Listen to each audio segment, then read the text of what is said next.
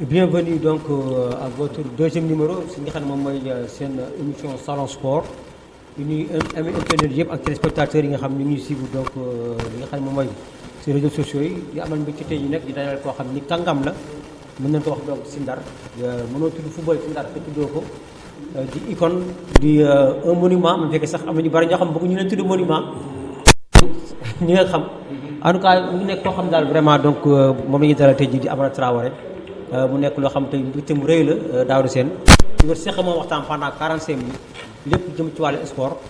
donc di dalal ñëpp xanaa rek bala ñu koy jox moom mu ñëw d'abord Daouda ñu jox la nga ñëw askan bi ataa ñu dalal ki xam mooy suñu invité. waaw comme ni nga ko waxee Adama présentation bi yaakaar naa suñ ko doon def day nekk présentation bu gudd.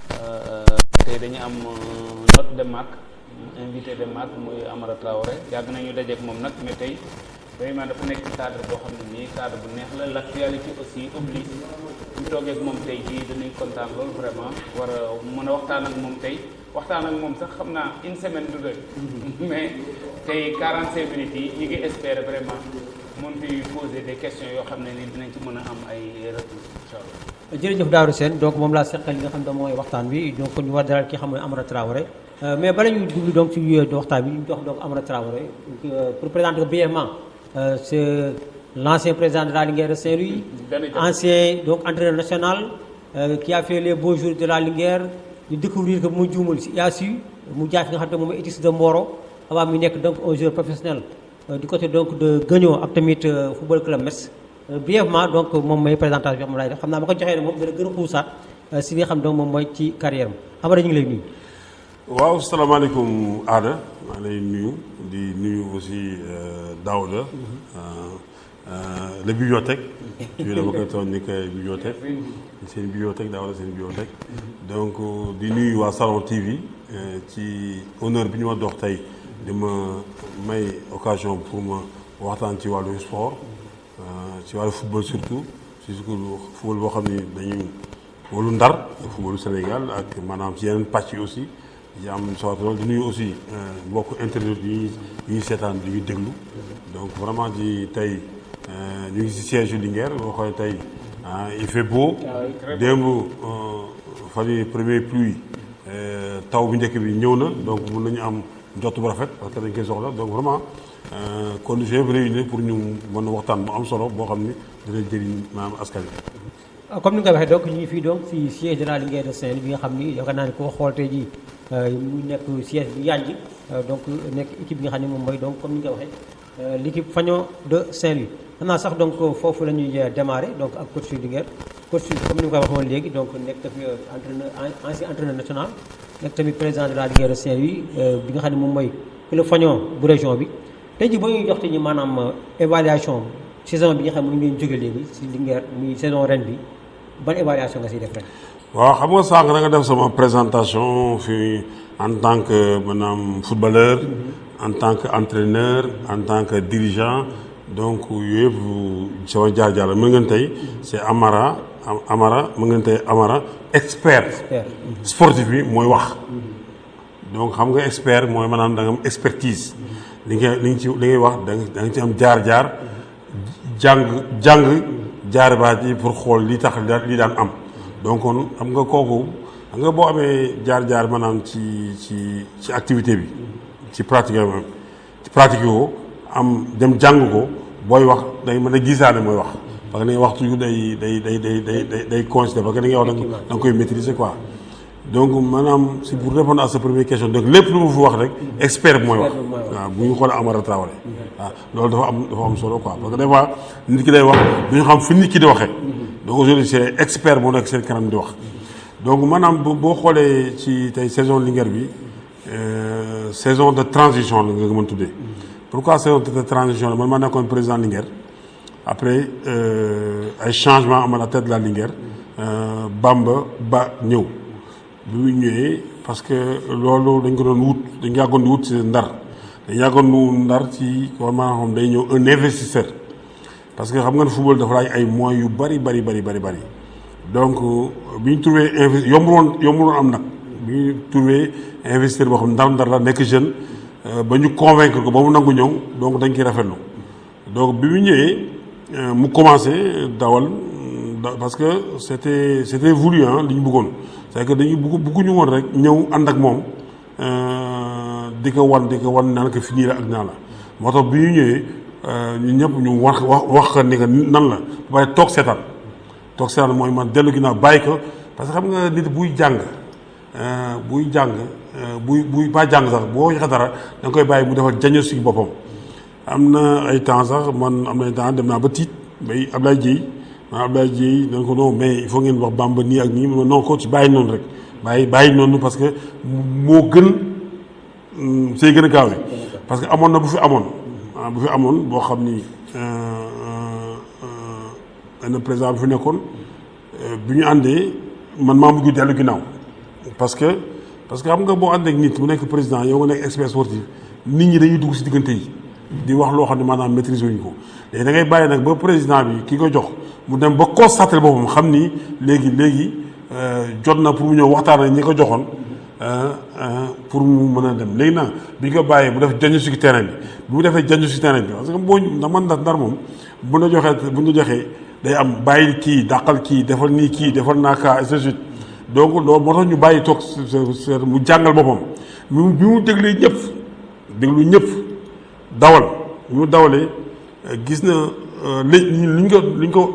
rapport bi ñu ko defaloon ak rapport mbedd mi mu gis ne du benn loolu moo tax bi ñu defee de quelques mois de quelques jours de championnat ñu taxaw mu woo ma ak ñeneen ñu waxtaan bi ñu waxtaan ñu defaat beneen ñu li mu doon teg ñu accompagner ko par rapport ak li ñu daan def loolu moo tax bi muy ñëw bi mu defee choix boobu mais ça nag il faut être un grand manager pour faire ça parce que le grand manager mooy ki nga xam ni day dawal bu dawalee gis ni mi ngi sooxee mu am capacité delluwaat ginnaaw wàcce boppam pour mën a humilité koo doon wax humilité pour mën a corriger et ça c'est ce que Bamba a su faire parce que moi un jour dama toog bi ñu defee bëggoon na ko nag très tôt mais maa ne ko non dawalal après bi mu demee nag ba xam ni mi ngi bëgg a ëpp la pression de la population dama weddi nit ñi poñe ma amatuma jàmm su ma toogee Ndar su ma demee Dakar su ma demee ainsi de suite donc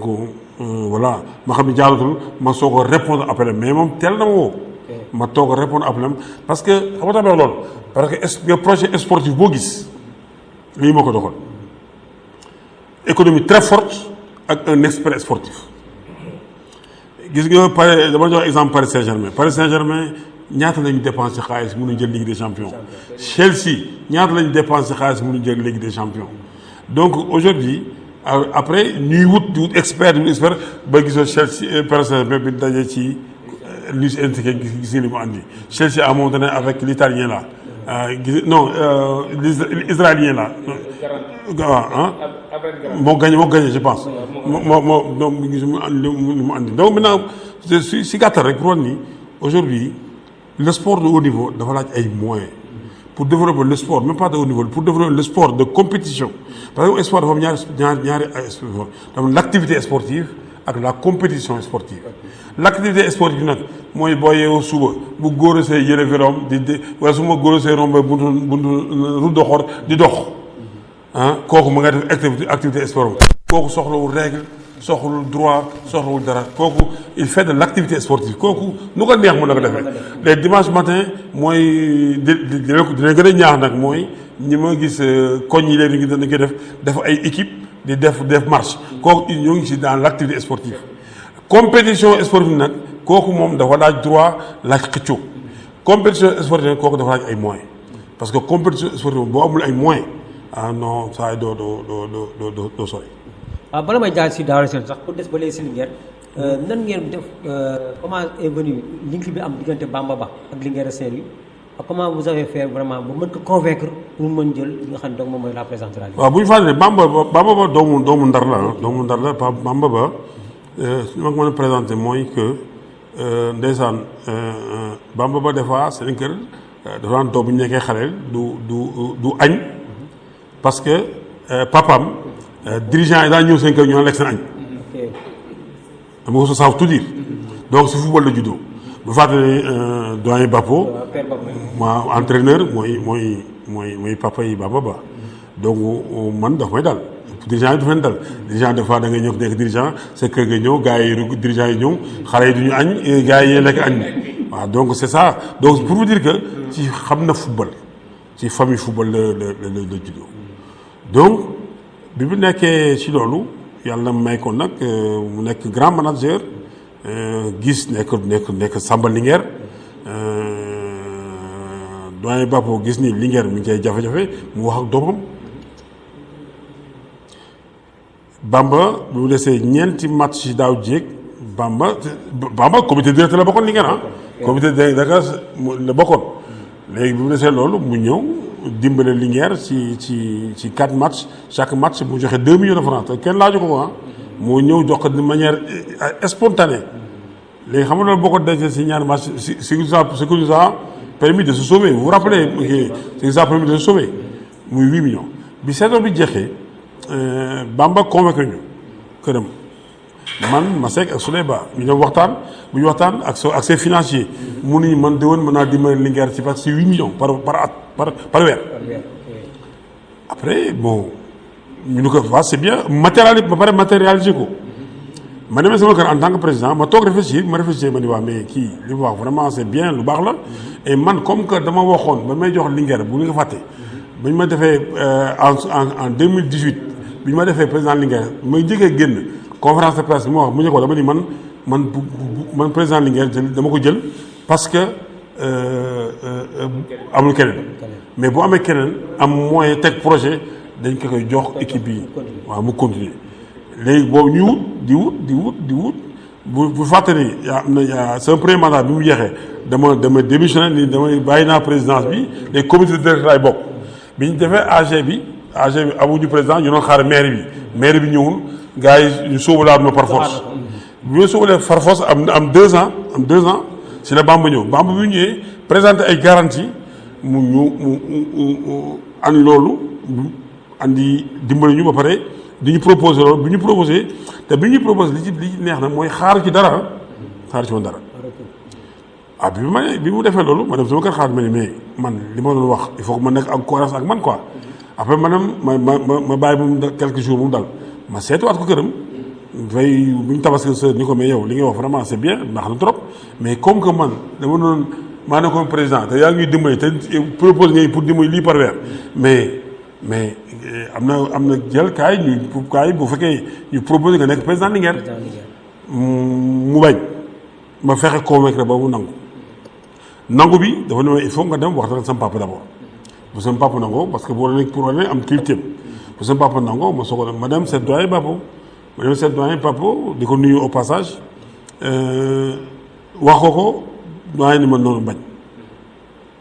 parce que xam naa lu tax mu bañ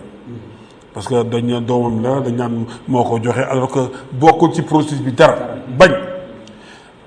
ma simi samay dal sukk ci ay omam téy tànkam ñaan ko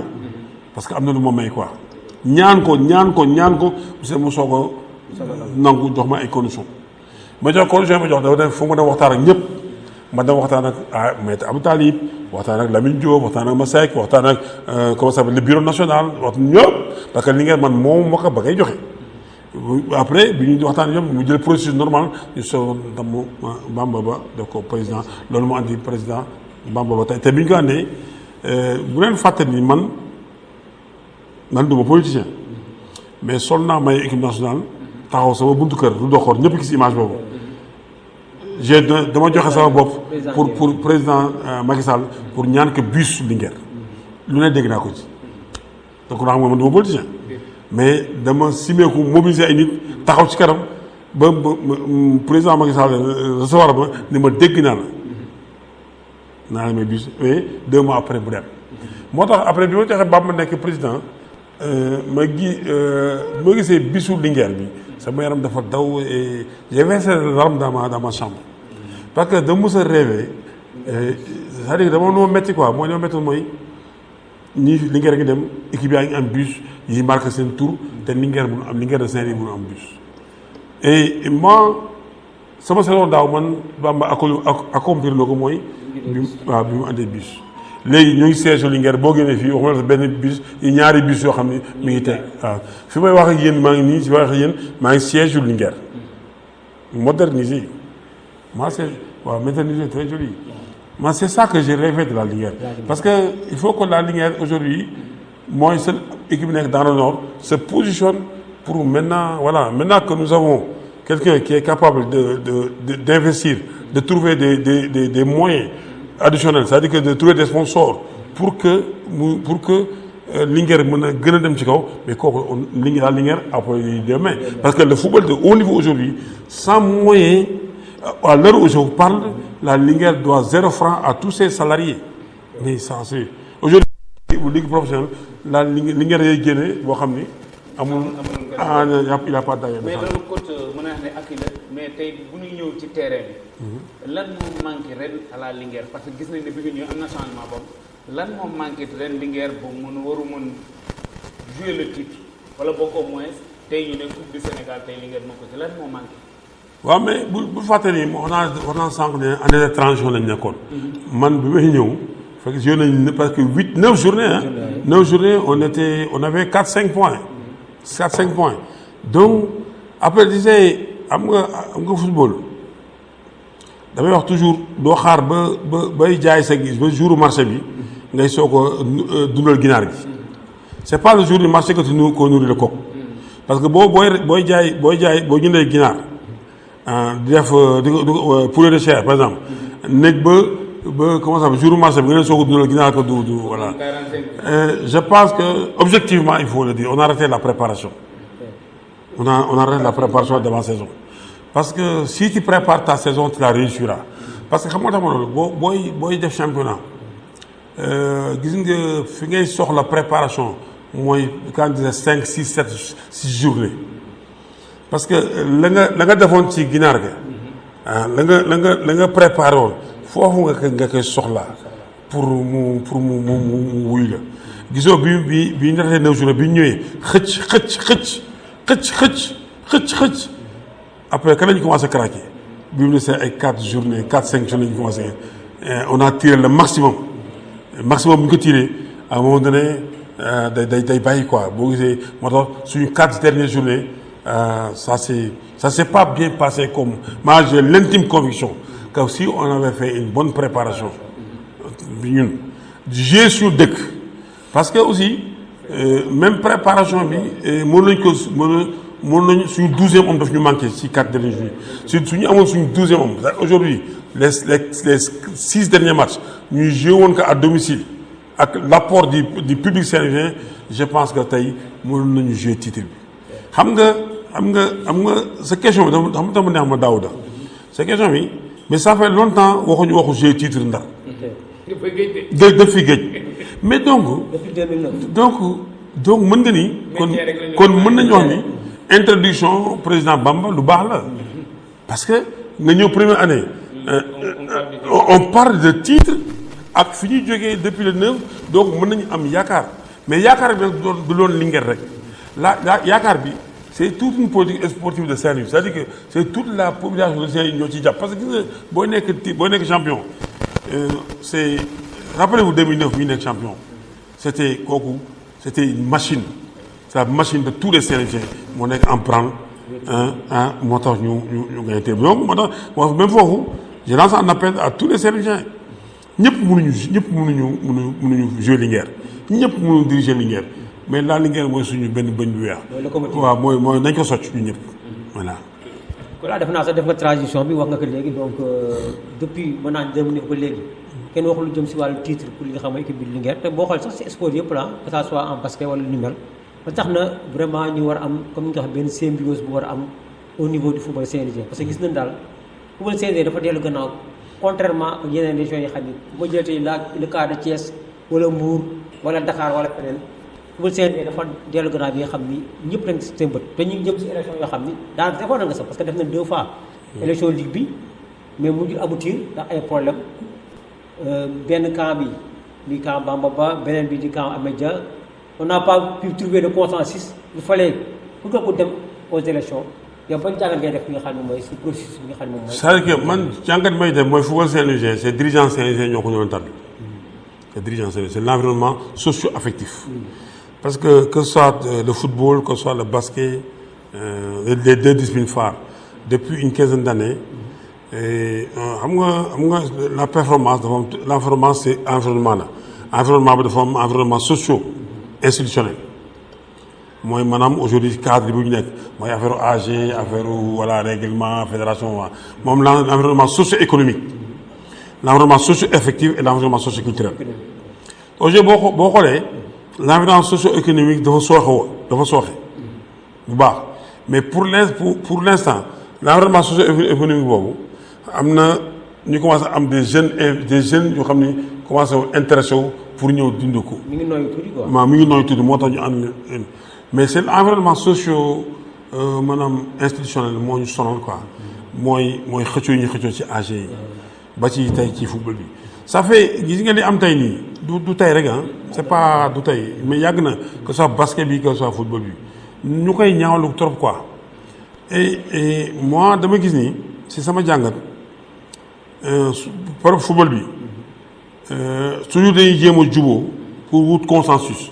Mais consensus bi gis naa ne benn camp bi rek mooy toujours mooy bu ko diriger ci consensus bi ça fait 3 fois 2017 consensus après def moitié même camp bi moo dirige 2021 comment ça s'appelle ñu ni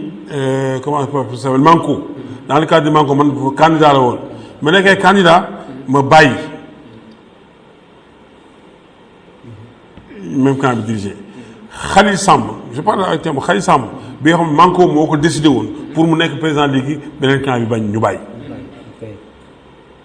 2025 encore aujourd'hui xëccoo parce que à un moment donné bu ñu waxtaanee jubóo dañuy xëccoo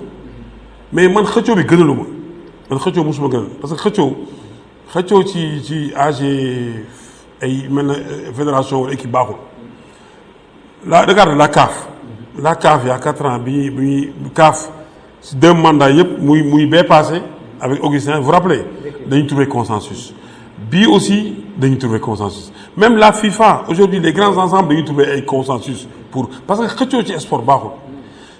boo xoolee même à travers le Sénégal ligue yu bëri dañu xëccoo consensus ba ci fédération Sénégal man xëccoo bi ñuy xëccoo neexuma ba fi ma nekk nii tey suba maa ngi woo président Augustin Senghor di woo aussi ko Abdoulaye Fall di woo comment ça s'appelle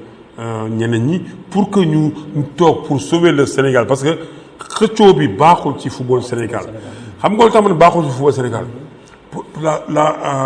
gis nga si tu fais ce que tu as toujours fait tu obtiendras ce que tu as toujours obtenu on a eu toujours dañu mës am équipe yu mag mais mu daaw ñu gagné la seule fois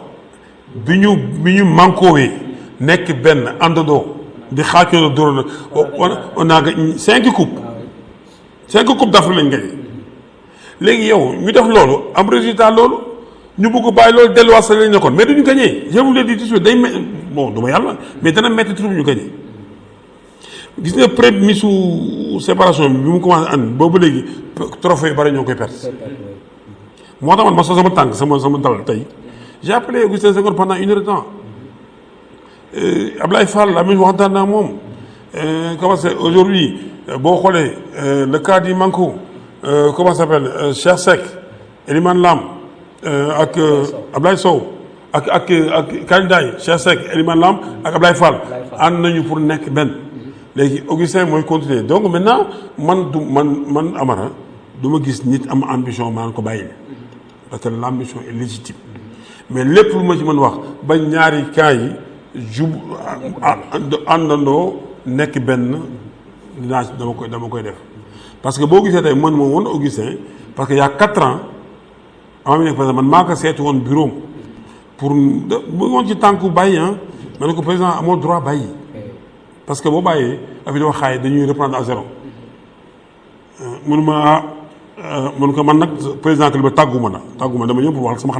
xalaat su ma génnee man sama xalaat kenn moom ko dinaa ko wax mais nit balaa nga wax si waxam fekk mu yor benn poste da nga ci moo tax moo si waxam donc loolu moo tax mais dama ko defoon il y a 4 ans moom laa defaat tey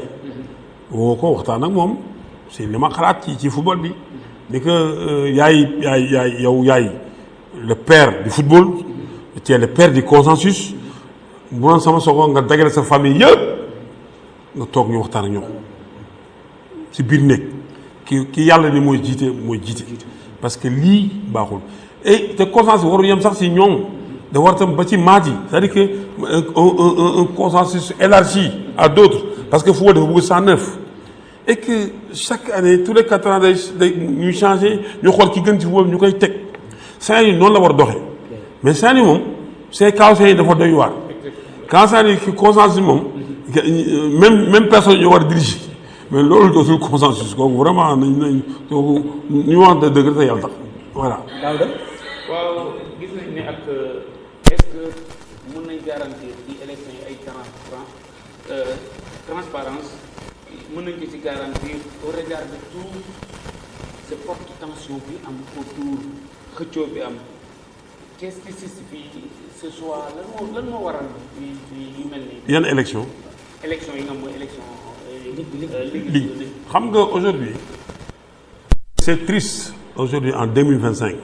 ñuy def à des élections électives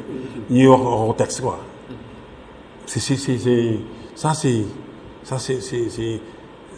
c'est vraiment c'est écœurant parce que élection présidentielle c'est dafa leer élection législative boo ñëwee ci buntu bi dañ naan la nii la ak nii ak nii kenn waxu texte mais pourquoi élection fédération toujours ñu naan wax texte mais élection yi balaa muy jéem le corps électoral là war nañu nii lii mooy collège électoral bi kii moo ci bokk ak nii lañ ko war voté mais c'est loolu leer na mais nga ñëw ba biir salle pendant 5 heures de temps ñuy waxu texte pour élire mais ça c'est honteux mais ça veut dire qu'il y a problème quelque part et que aujourd'hui la fédération doit réformer et réformer def nañ ko mais à un moment donné yenn club yi ñoo bañ ni AG boobu mu avorté mais tant que demuñu foofu il y a problème beneen problème bi dafa am maanaam boo xoolee il faut que ñu mettre à l'aise les affinitaires muy IASU muy ORCAV muy ONCAV muy les arbitres muy tout le monde aujourd'hui boo xoolee arbitre yi dañuy def seen AG choisir ki leen di représenter nawetaan def seen AG choisir ki leen di représenter léegi boo defee ba pare les clubs yi ñoom ñi nga xam ne ñooy def football ñooy dépenser seen xaalis léegi ñoom bu ñëwee dañuy war toog léegi ñooñu affinitaires yi ñooy choisir club yi dugg mais y a problème ñee ni ñu defee seen AG ba choisir club yi rek c'est-à-dire que club yi ñoom les aujourd'hui boo xoolee Sénégal y a 35 clubs yooyu ñoo waroon voter pour xool 12 yi choisir pour ñu ñëw dugg ci comité exécutif bi léegi bu ñu dugg ci comité exécutif bi ñooñu foofu ngay mettre à l'aise les parce que xam nga un arbitre bu voter ñu gis ni bu ñëwee day toog camp bi xam nga loolu rafetul après léegi beneen camp bi gagné noonu lay arbitré mais foofu lay waxee nga jël loolu ORCAV boo xoolee tey Saint-Louis ñaari camp yëpp famille ORCAV famille ONCAV nga fa léegi nga jël benn voix bi jox ko kenn ki mais ça va créer des problèmes yooyu la ñu war a corriger ay muy IASU muy ONCAV muy yenn tous les affinitaires là il faut que ñu mettre leen à l'aise parce que ñoom dañu war a ñëw parce que comme c'est la fédération sénégalaise mooy jouer football dañu bokk ci football bi mais bokk ci football bi war leen tax ñu leen di mere ci biir football bi te yii day andi loolu texte bi foofu la leerul et te foofu dañ ko war a leeral que les 30 clubs yi ñooy woote seen yeneen nawle club yi ñuy dugg AG ñu fekk ci 8 affinitaires yi formé comité acteur boo gisee recours yëpp yooyu moo ko andi recours yëpp affinitaires yi ñoo koy andi mais donc il est temps que ñu leeral pour mettre affinitaires yi à l'aise. waaw damay indi si ligue ba léegi rek te est-ce que tey jii Amara Traoré en tant qu'expert du football il a un candidat pour la ligue régionale si oui la moo tax nga porte choix si kooku sa candidat boobu. Non, moi, sama candidat, c'est Bamba Ba. Hein? Mon candidat, c'est Bamba Ba pour X raisons. Xam nga football damay dem constat et constat lay demee quand j'ai constaté la Ligue de Saint-Louis actuelle on peut dire sur plus de 15 ans sur plus de 15 ans le constat est là constat ma gis moo tax ma si yow yii ñëpp moom nga gis man doyuma donc quand bu beneen nit ñëwee en peu de temps mu développé former 30 entraîneurs jël équipe yëpp jox leen matériel sportif jël en un an mu nekk Linguère développé li mu développé mi ngi nii boo xoolee ci ginnaaw mi ngi def un terrain synthétique mi terrain siège ak yeneen projet yoo xam ne man xam naa ko parce que xam nga des fois Bamba dafa nekk ñoo xam ne du man lii lay def day taw pare nit ñi ñëw constaté boo xoolee bëri bu nekk bi léegi waxul nii lay def day taw pare nit ñi ñëw constaté donc man day wax ak man donc du ma gis ku mel noonu wax ma ni ma xam ne dina ko def man du ma ko def candidat parce que moi je suis pour le développement du football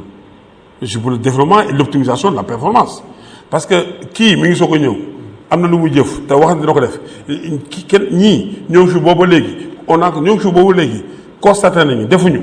ba pare man boo fi nekkee boobu léegi defoo di ma dig mais kooku sax day metti pour ma gëm na est-ce qu'on peut man kii ñëw def en peu de temps mu gis laa kooku naa ko gëm neex jàppale mais ki nga xam ne plus de 15 ans ñu ngi fi gis nañu dans le développement du football dafa sooxe donc voilà le choix est vite fait ça ne veut pas dire que kenn ki bon na non je suis pas là pour wax diw dafa bon waaw je suis pas là pour non on parle de football c'est un choix sportif on parle pas d'humain de la personne je parle pas ça je parle de choix sportif mais nag Ndar nag dafa naqatee waxe Ndar boo ne d'accord ma bokkuma da nga bañ kii man bañuma kenn je parle avec tout le monde et aujourd'hui il y a 2 candidats Ahmed ak Bamba ñoom ñaar ñëpp samay nit lañu man aujourd'hui Bilal Dieng ñëpp xam nañ sama frère Bilal bu toon jee ligue rank mënu ko toogal je peux pas c'est pas parce que mënu ko managérialement mënu ko il a placé un grand management c'est le sud tey Bilal bu tooxal ak Bamba dama ko ça je t'aime beaucoup mais bàyyi kii jël parce que nga intérêt général bu taxawee dañuy fàtte suñu personne voilà. bon comme ni nga ko waxee rek Amara ñi commencé dafa ne moom c'est un expert c'est l'expert qui parle donc j'espère que nit ñi déglu ak ñiy seetaan ñi sont en train d'écouter ki nga xam mooy l'expert pour mu leer ci ni mu ko leer question bi ma bëggoon a poser ci la fédération sénégalaise de football yaakaar naa xuus nga ci jot nga ci sori damay enseigner rek ci beneen parce que déjà am nga candidat pour ligue bi kooku moom leer na lu leer la lu nu wax léegi la fédération de 2 août déjà dañuy jëm am nga loo ci jot a wax mais candidat yu bëri na tey jii bu fekkoon ne sportivement nga waxee kan moo waroon doon tey wala kan mooy candidat wu Amara Traoré par rapport ak la fédération sénégalaise de football ñu jëm nag ci échéance bu am solo parce que ñu fàtte ne avec élection fédération bi ñu ngi jëm ci éliminatoire coupe du monde ñu ngi jëm ci bientôt ci benn CAN ca Maroc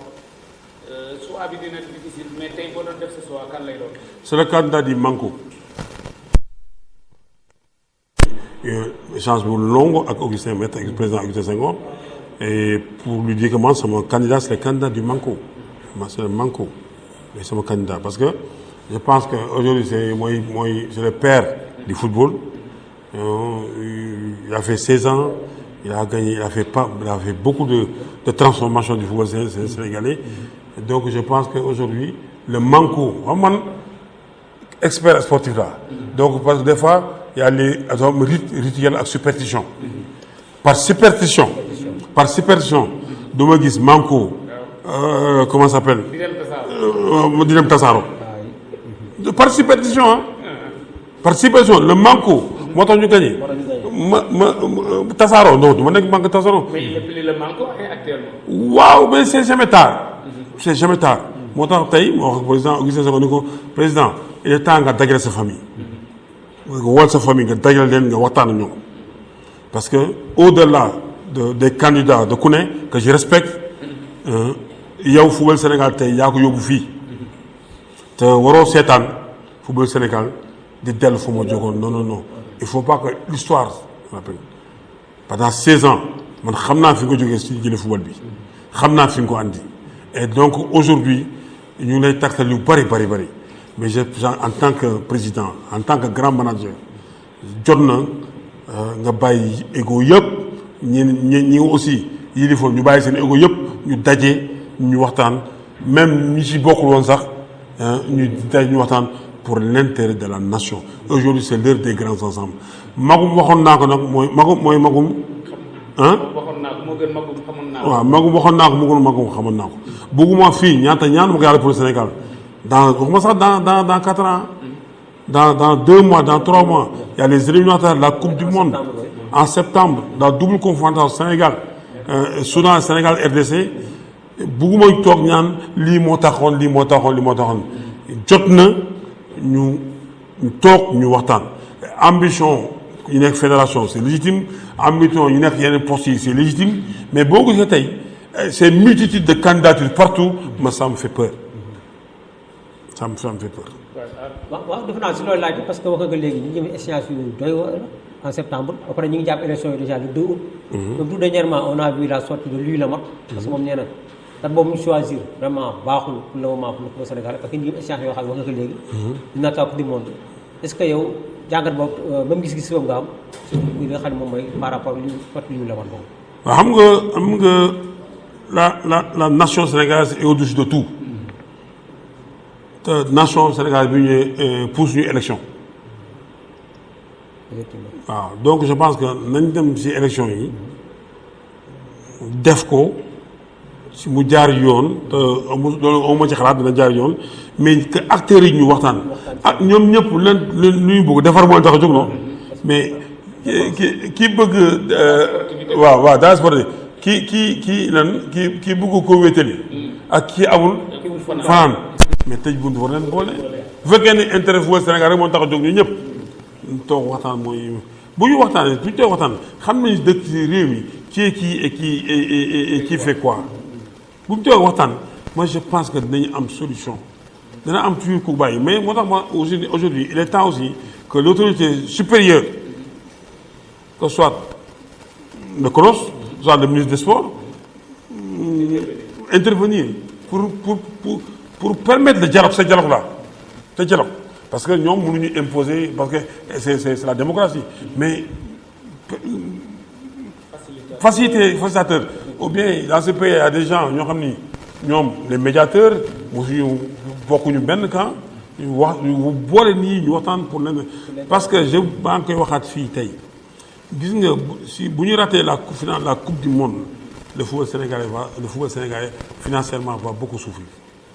Parce que état bi mi ngi ci yeneen produit actuellement nii donc la manne financière fi nga mën a jëlee c'est la coupe d'Afrique et la coupe du monde et bu ñu ratee loolu je pense que ça sera parce que les finances de la li taxoon fédération di dund année yëpp c'est manne financière boobu te nag d'information bi xaaj bi fa mu nekkoon mi ngi wàcc bu baax a baax donc maintenant attention. donc foofu la ñuy répondre pour la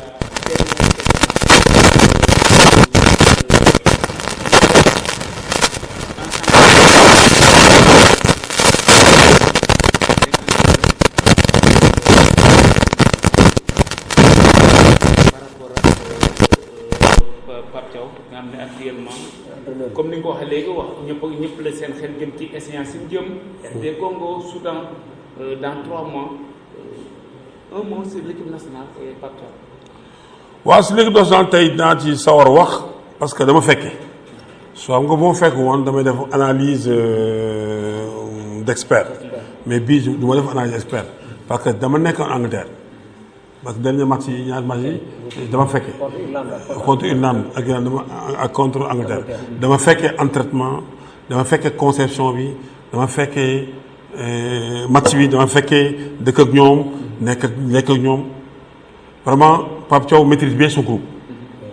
waaw vraiment le groupe est bien maîtrisé les joueurs acceptent la charge de travail donc il y a une bonne ambiance il y a une bonne symbiose avec le staff et le sélectionneur et j'ai vu un entraînement gis naa Donc l'approche de l'entraînement a été très bonne par rapport aux nouvelles exigences du football. Il y a eu de l'intensité de travail, il y a eu une bonne organisation de travail, intensité de travail, et que ce qui m'a fait le plus plaisir dans ce match-là contre l'Angleterre, le transfert a été fait, l'entraînement a été fait dans le match. La veille du match, Augustin, moi j'ai dit au président Augustin, li ma gis entraînement bu ñu ko transféré si match bi Sénégal du taxaw ak kenn. J'ai fait ça la veille à table. li ma gis entraînement. Mais je te dis li ma gis entraînement bu ñu ko transféré du ma et j'ai eu le transfert de l'entraînement, c'est-à-dire qu'on a vu une équipe compacte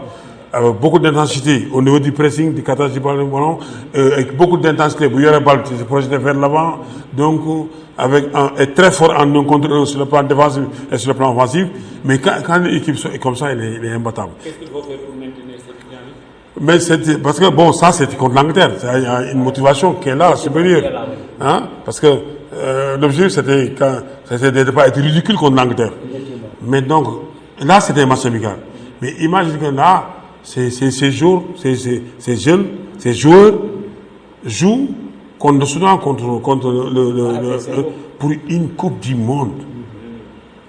Pour une Coupe du Monde. On n'a pas besoin de... Et puis j'ai vu des joueurs